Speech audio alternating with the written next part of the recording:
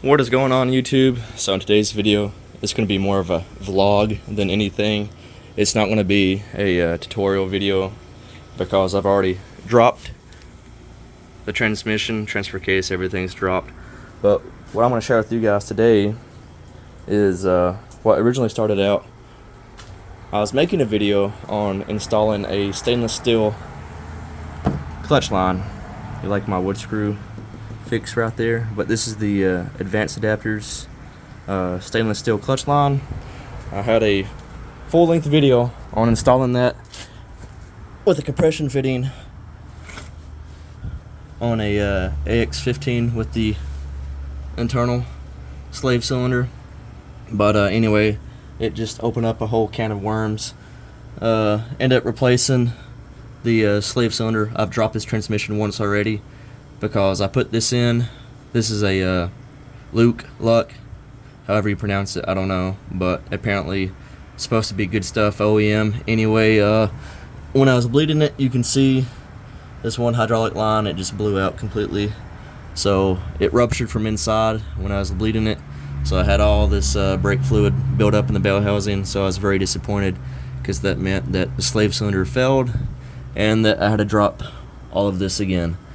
So instead of replacing it with another internal slave cylinder, what I'm doing now is replacing this entire bell housing with a external slave cylinder bell housing, which is in your 94 and 95 and even your earlier TJs with the AX15, and I think even the NV3550, whatever the TJ's 5-speed was in the later years. I think the bell housing is the same with the external slave. So anyways, yeah, I'm done fooling with this. We're going external. So I was going to give you guys a quick update on, I'll give you guys actually a brief what to do, because once you get used to it, you can drop this whole setup right here fairly quickly. I mean, I had it done, well, me and a buddy done it before. We took all day doing it, you know, just trying to figure out what needs to be dropped, loosened up, wires to disconnect, vacuum lines, all that fun stuff. The exhaust has to be dropped. And once you do it once, then it streamlines the process for the second time. So the second time, I done it by myself, pretty much got all this knocked out in about an hour. I'm not even joking, but again, that was me just trying to, you know, hammer through it. You can see my transmission jack setup here is not the best because I have the transfer case and the transmission still, you know, as one assembly here. But I still have access to the bell housing bolts, so I can take this bell housing off, and then that retainer right there, that has to come off too, because you have to use a new retainer plate for the clutch fork and throwout bearing that rests on the plate. I don't have it yet, but that's going to be another video. This is just like a channel update vlog, like I said earlier. But anyways, I have all the bolts and stuff you have to disassemble right here, so I can share with you guys. Kind of, I'm gonna lay these out in the order that I took everything off, and then I'll explain where everything was located. So I started off first by using a regular jack to support the tail shaft on the transfer case, and then I removed the skid plate. Actually, I removed the transmission mount first before I got to the skid plate. So here they are. Transmission mount. It's a 13mm and an 18mm. To get that off, I used a I think it was a 13 wrench and then a socket. I just used an impact, one or the other, but that's how I got that off. The skid plate's a 19mm. I used a socket impact, got that off. Then I started with the rear drive shaft. My Jeep is a 8.8 swap, so it's going to vary. You guys, if you still have a factory Dana 35, it's going to be a little bit different, but in my case, I have bolts and nuts because the 8.8 uses a flange. So anyways, your drive shafts have to come out. So that's the rear drive shaft if you guys have a 8.8, but it's an 8mm. It should be an 8mm, I think, on the Dana 35s too, because you have your just typical U-joint caps, and the bolts are 8mm. So rear drive shaft, front drive shaft, get those out of the way. So I'm gonna put these bags to the side. Your shifter assemblies, mine is held together with self-tappers, so I just put Phillips on the bag. This is the transfer case shifter. It literally just pulls up. Once you get the rubber boots off, you have an inner and outer boot. So once you get those out of the way, you just pull up on this and it all slides out.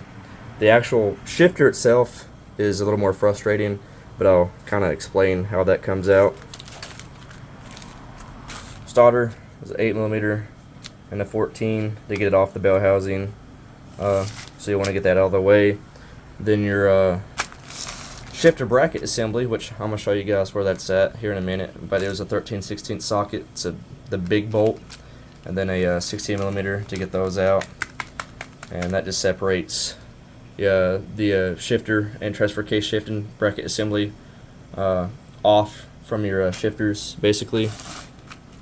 And then actually, I take that back. Your starter wires are 8 and 14, and the starter itself that's bolted into the bell housing, they are a 14 and a 15mm. Wow, they're two different sizes. I don't know, it's a Jeep thing. The bell housing bolts, same way, weird sizes. Got 16 and an 18mm to get those off. But that's everything I have right now. The crankshaft position sensor has to come off, but right now I just have it unhooked, so it came off with the transmission when I unbolted it and dropped it. And I'll show you guys where that's located on a 93 4-liter. So it's up here on top. It hooks in. Let's see if I can find. Right here's the sorry, that's where it clips into, right here, and it just runs up behind the block. So you gotta disconnect that. It's so much easier to do it. Just disconnect it from the connector up top, so the whole harness and the sensor comes down with the transmission, so you don't worry about ripping or damaging the harness from up top. You can see it's probably, you should support your engine. Right now it's just riding on the motor mounts, and it's why it's all jacked up like that. Oh yeah, exhaust. In my case, they're both, you have a 13mm bolt and a 13mm nut. So I had to use a socket and wrench to get that disconnected. I'll show you guys right here. If yours is rusty, definitely let it soak overnight in WD-40, PB Blaster, whatever your preferred penetrant is. But yeah, exhaust. Let's see, here is the crankshaft position sensor. It's held together with two, I don't know what size they are yet. I haven't got that far, but it's got its own little bracket on the bell housing. I think there's 9 bell housing bolts to get this bell housing off, but let's see, there's the 8.8, like I said. It's like a flange setup on my Jeep. And then of course the front drive shaft, like I said, 8mm the little cap bolts, and then that comes right out. I would definitely tape your U-joint caps. As you can see, mine could come off and the needle bearings would go everywhere. So last time I done it, I taped it, but I'm lazy. I haven't done it yet, but I need to. So I recommend doing that, just so you don't spill your needle bearings everywhere. Now, as far as the shifter assembly, like I said, there's a inner and outer. So this is your outside boot. That's your inside one. You can see mine has definitely seen better days.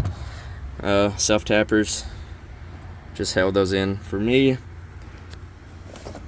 Both your shifter knobs should just unscrew right off if they're the factory ones, which my actual gear knob's not factory, but it's still threaded. Now the shifter assembly, like I said, the transfer case one, it just slides. You just have to, it'll be sitting right here, just kind of grab it, rock it kind of back and forth as you pull up, comes right off. Now this get up right here I don't like at all. Getting it off is difficult, but trying to get it back in is very hard. But you have to push on this ring right here. So in the transmission, in the shift deterrent area, there's little detents in the transmission, and that's what this slides into. So this is like a little guide, it's a cutout. So you line this up with the little detents in the transmission, and once you do that, you'll push this in and turn it, and of course turning it to the right will lock it, and then turning it to the left will unlock it. So when this is sitting inside, you only have access to the very top of this collar, so it's all about finger strength, and you have to push down, like I said, either turn left or right for whatever you're planning on doing, either installing it or removing it, but you got to really press it down. It's not fun. So there's videos out there on how to do it. I believe there's videos on how to do it, but anyway, that's how I figured out. There might be an easier way, honestly, to get that off, but that's how I done it. And like I said, not fun, but it's doable. I done it once. You already do it twice. So your exhaust, you can probably unbolt it from the exhaust manifold and the mid pipe section, but mine's welded, so I have an entire exhaust system here. So when I unbolted it, I had to remove it from the hangers, so I have the entire exhaust just laying right here, and it's laying on top of the rear diff. So that's just me being lazy and not trying to get it out of the way. But let's see, your starter sits right there, 2 bolts hold it into the bell housing. Then you have the 14s, and I think the little 8 for the wiring. Once you get all that disconnected, of course disconnect your battery first and foremost before you even start on this. But yeah, and then your bell housing bolts. I'll show you guys these top 2 ones. That's your 2 trickiest ones, but once you actually start supporting the transmission on transmission jack and you start lowering it and you can tilt it, you can actually get to the top 2 pretty easy. You can see right there on top of the clutch where the holes would line up. So couple extensions and patience, and you guys can get right to them. It's actually not that bad, honestly. It's just, if you're doing it all together like I am right here, it's just very heavy and cumbersome. So just a heads up, trying to maneuver it all as one assembly is not fun. But here is the new bell housing. I got this used off eBay. I think Dead Jeep was the vendor.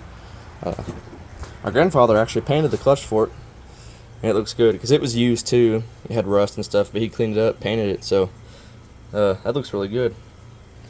Here's the starter I have laying there, but yeah, external slave. They had a stud, but it was so mangled up, I just went ahead and removed it, so I'm gonna have to get some bolts, whatever thread pitch that is, I don't know, for the slave cylinder. I'm gonna use a 1995 Jeep Cherokee NextJ external slave cylinder. They are apparently really good.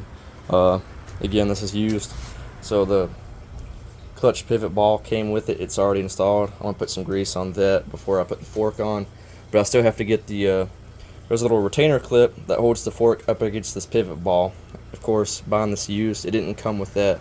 I just got the clutch fork and the bell housing, and I guess it's much easier just to leave the pivot ball in there instead of trying to get it out. So if you guys buy one used, more than likely that's going to come with it. But it did not come with throwout bearing, even though in the ad it specified that it did come with throwout bearing. That was going to be a used throwout bearing, but it would sit on top of the clutch fork. Then you have your retainer clips as well, and in the ad it stated that the throwout bearing and those clips came with it, and no throwout bearing. No big deal. I'm going to buy a new throwout bearing anyway, so it should come with the new retaining clips for the clutch fork. Get that in place, and then I have the retainer clip on the way for the pivot ball on that side of the clutch fork. So yeah, I know for a fact my AX15, all the gears shift super buttery smooth, so you can just buy a whole transmission, from like a 94, 95 Jeep, but then you risk, taking someone's word on the, how reliable it is. Like, is it going to be a good shifting transmission? Are you going to put all this work and effort into installing it just for it to grind every single gear? And of course, right now, if you guys have a bad clutch, of course, the clutch is right there. So do a clutch drop. My clutch is fine, and I'm balling on a budget, so I'm leaving this clutch alone. I don't know what brand it is, but I bought this Jeep with 195,000 miles on it, and she's got 200 and going on 270 now, maybe somewhere. I don't know. It's up there, and I don't know what brand this is. But made in China. Oh wow, that's great. But I can't knock it because, like I said, I've put that many miles on it, and I've never had a single issue at all. But still grabs great. I mean, it grabs just as good as it did the first day I bought it. So clutch I'm gonna leave alone for now. There's the cabin. But yeah, you can see my Jeep is disgusting, filthy. I already replaced the oil pan gasket and rear main seal, so this is all residue from, you know, the leak previously. It's just made a huge mess. I'm lazy, I haven't cleaned it up, but that's what all this gunk is from. And the inside of this bell housing is just absolutely disgusting, as you can see. And here is your internal slave cylinder. You have one little clip right here, this little retaining clip. I don't know if I can get that off by hand or not, but if I can pry this off, I can just pull the whole slave cylinder assembly out and show you guys. Actually, I don't think it's going to come off so easy. But yeah, so your internal one has two little sections, like ears, that the internal slave cylinder sits on. Then you push this clip on it, keeps it retained in place. You know, it just slides over your input shaft. But you can see there's two O-rings, and I guess bleeding it, all the pressure built up, and it just blew this line off completely.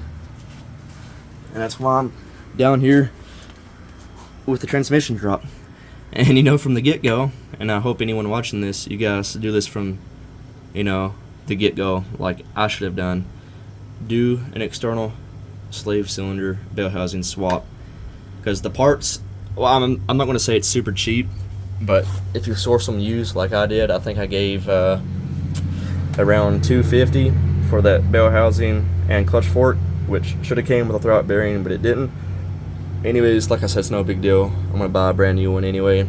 I might go national, because, you know, I've heard good things about national bearings. I don't know, because that's going to be inside the transmissions. I don't care to spend the extra money for something good. You know, buy once, cry once. I don't want to drop this for the third time unless it's, you know, for a clutch or something. But over a throwout bearing, that's going to be frustrating. But oh yeah, while I'm down here, I'm going to show you guys, before you drop the transmission, of course, you have to disconnect your clutch line. You're going to have one big plug. That's your vacuum lines for the transfer case, you know, because all the your four-wheel drives operated by vacuum and the vacuum actuators. So there's your vacuum ports. It's one big block, has all four ports in one block. You have a vent hose right there that needs to be disconnected. Your shifter assembly bracket bolts, you have your big one right there, and then the smaller one's actually right there where my finger's at. So that's where those go. Then you have electrical connector. I can't remember what it went to. I think the speed sensor, wherever it went. I think it was right there. Yeah. So you have that one you have to disconnect, and there's one on the other side. But I'm gonna crawl over there and I'll show you guys. But all that needs to be disconnected. Of course, like I said earlier, crankshaft position sensor needs to be disconnected. Let me crawl over there. Someone's calling me right now, so I got a little distracted.